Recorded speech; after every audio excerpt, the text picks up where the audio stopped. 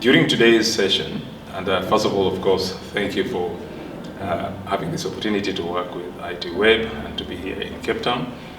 During my session earlier today, I touched on the aspect of looking at cybersecurity from an African perspective. It's important to understand that many of the countries in Africa have undertaken what we call the digital transformation programs. There's a good need for that because many of us now are depending on digital technology in order to have digital services to come to our devices, and also we using digital devices to communicate either with government or business to business, and therefore it's important and imperative that we have a secure and resilient environment. The discussion that I had today looked specifically on where Africa is. We started from the point of the assessment that has been done by the ITU, the Telecom, the International Telecom Union. They've conducted what we call the Global Cybersecurity Index assessment. And this assessment has been looking at specifically how countries have performed. South Africa is on Tier 2. Tier 1 has other African countries, roughly about 5 of them, and that's a very good improvement from where many of the African countries were. The assessment is very clear. It looks at the legal system, the legislation in the country. It also considers the issues around organization. It looks at the areas of critical infrastructure in terms of setting up operations that will secure the country. It looks at capacity building and various other areas of assessment. If you compare across, you would find that African countries have made a shift towards the right direction in terms of making sure that they are having the national cybersecurity strategy deployment. They are implementing various aspects of the strategy, and especially looking at capacity building as a key ingredient in enabling African countries to protect their infrastructure. We also talked about the need to have a workforce.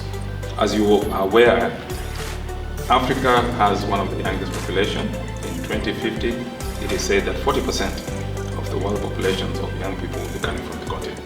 It's therefore important that we invest in the human resource. We make sure that the human resource is capable to understand what is going on, especially in the cyber, with the threats that we have, and therefore be able to take on some of the challenges that are envisioned. AI and other emerging technologies do bring threats. We've talked about 3 areas of threat levels. One is deterioration, where we find there's a little bit of what we call mistrust of information, fake information. We have got other areas such as disinformation, where there's a lot of information that is flowing around that is not necessarily true and is very difficult to control. And then there's distortion, where people distort specific aspects of what is needed. And you find under this umbrella of different areas, you have threats that emerge from AI, for example, or threats that emerge from areas such as ransomware, and other threats that emerge from critical infrastructure, especially when there is a threat to these particular critical areas of the infrastructure in the particular country.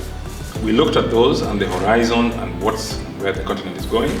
And then finally, we also discussed the issue that many countries should be able to adopt, especially looking at the enhancement of CSATs and SATs in many countries. We need to make sure that there is enough resources. That means enough resources in terms of human resource, but enough resources in terms of equipment to make sure that these SATs are enhanced to a level that is conducive. There has to be coordination and collaboration across the region. South Africa being here and also being one of the SADC member states, it's important that we have a coordination across the region that can enhance cybersecurity across each of the borders of the member states. That's forward. Thank you.